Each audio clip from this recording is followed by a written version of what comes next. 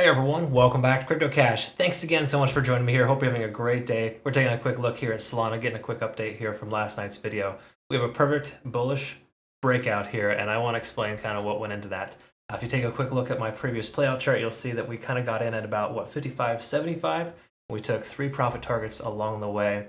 So congrats to our community members here for nice profits there. 13 hours, 56%, nice safe 5x leverage trade. Sorry, 6x leverage trade. We upped the ante on that one because again, 55.75 is the entry, and we hit our first 3 targets there. So again, congrats to our community members for that wonderful entry, and thanks to the feedback too. I'm glad it all worked out very well. And again, mainly the reason why is because we have this this pennant pattern here. You see, take a look at this here. The price comes up, works itself into a descending type of wedge or channel essentially, and then the bull flag breaks out. We took entry right here. Okay, so again, I highlighted that in our video last night too again, so thanks again so much for the wonderful feedback that I've received from a lot of my YouTube subscribers as well. So what we want to look at here is a couple things. So on the daily, we're going to go ahead and take a quick peek at a few key things because it is spelling a slightly different story on the daily. Let's also pull up some backend data too, help us kind of see where liquidation levels are at. And just before we jump into that too, I'd highly recommend Bitunix exchange. Phenomenal exchange. They got some extremely beneficial rewards. If you use my link below, you'll be eligible for future trading competitions, which is just free money, essentially, and it's amazing. They have like trailing stop losses. They're extremely supportive too in our Discord. We've got one of our reps over there just kind of helping field any questions. So thanks again, Bitunix, for just a wonderful experience. Look forward to working with you guys. And the same thing with my members too. Obviously, you want to become a community member. CryptoCash.tech is a site link down below. Let's jump into the backend data here first. This is essentially Solana's last 12 hours of liquidation levels. In other words, these are right where the concentration of liquidation are at.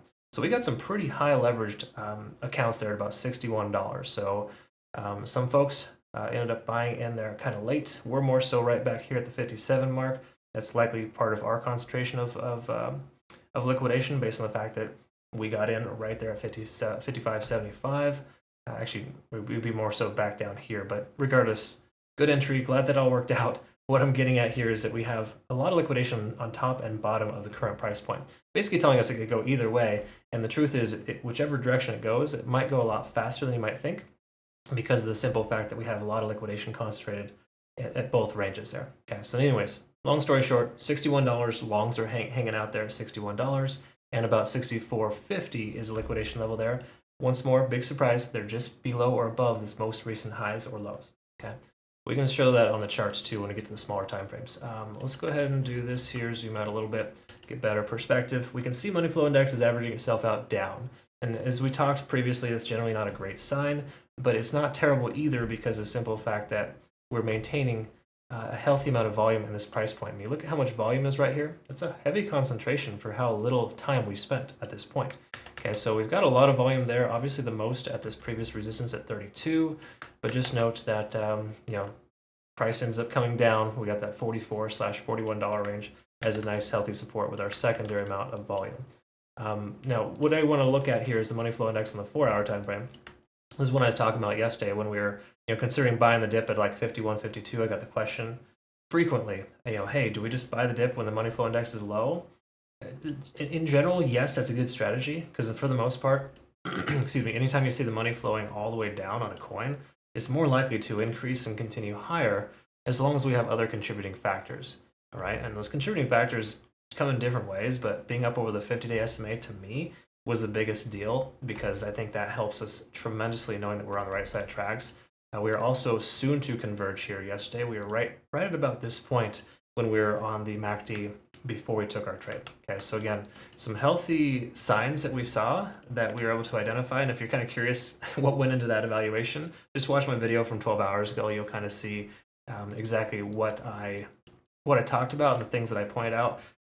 That also goes to say here as well, this flag pattern too, pretty obvious that the price action, once it broke out, this right where we got in right here, it was ready for a takeoff. Okay. Again, it broke a previous resistance, a turn support, the whole 9 yards there. So a lot of reasons why we took that trade, but regardless, I guess the question now is, do we take another trade or do we consider shorting that we're overextended? We're at this interesting point right now where we got this previous resistance at about $64. I'm rounding up a little bit. $64 where we can see the price wicked up there, comes all the way down here, right back up to hit that exact same spot. So what does that mean for us here? Well, it means that there's a couple of scenarios that could unfold. First scenario, which is a likely candidate, is a pullback to most recent fib at about 0.618, 0.786 to give us a cup and handle. That's a really common characteristic play out, specifically after you have a bull flag pattern. The probability of that happening is extremely high. Okay. Second scenario, the price breaks through, comes down to retest this level, and then continues on its merry way. Okay. Granted, there is possibility of a third scenario where the price goes down and doesn't recover.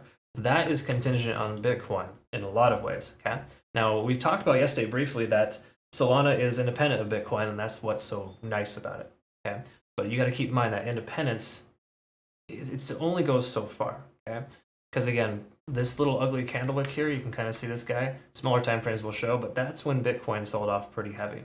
But that's how Solana recovered. It sold off, of course, but then it recovered quite quickly. Where Bitcoin did recover, it's just not as swift. We take a look here, you see this is that same sell-off. Bitcoin took 12 hours before it took off. Solana ramped up really quick right away. So that leads me to believe, though, that if Bitcoin does come down to, just say, 34,000, we will definitely see a correction come down, potentially even lower than our most recent low.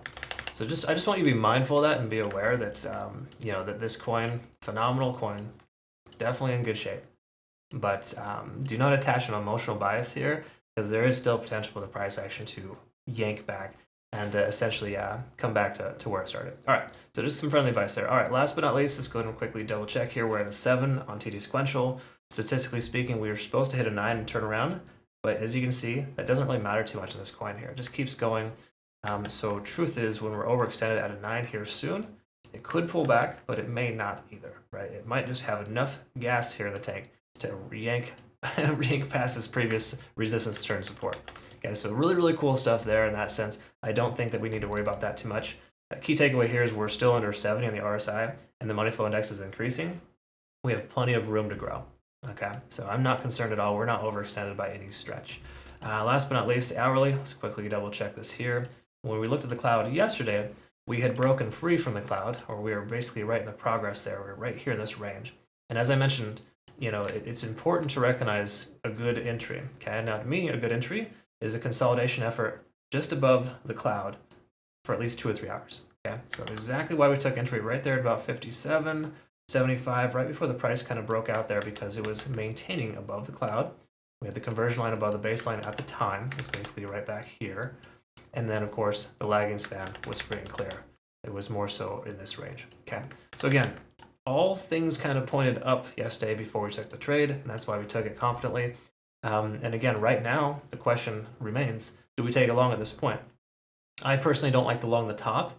That's why we kind of got in at the halfway point, because I don't really like to just buy every dip either. I wait for confirmation. So now that we have that confirmation, we're going to let our trade ride. We got 2 more targets left to go. But are we going to consider a short? I would say absolutely not. Do not short into this coin right now. It is not a good call. There is potential Bitcoin could pull back, and there's potential the price could pull back from this coin as well, but I think it's less likely. Okay, I think it's much more likely to increase here. But the key takeaway here is if we do get that cup and handle, the price action will normally, when it breaks through this little resistance, it goes up a little ways, typically hits that next Fibonacci retracement level. So we could see roughly a push to about 67.50, and then it comes back to consolidate here. That's when you get in, because that's when the price rips. Okay, again, wait for confirmation is the bottom line here. I don't think getting in right now is any different than getting in right there. I'd much rather get in right here with confirmation than get in here with a question mark. Okay? Okay, all right. I hope I drove that home. I think I did. All right, thanks for watching. Hope you learned something here today. Please comment below or and like the video. Greatly appreciate it. Love to hear what you have going on too with this coin. Did you get in at 57.75 like us? Did you get in probably a lot earlier, I'm presuming?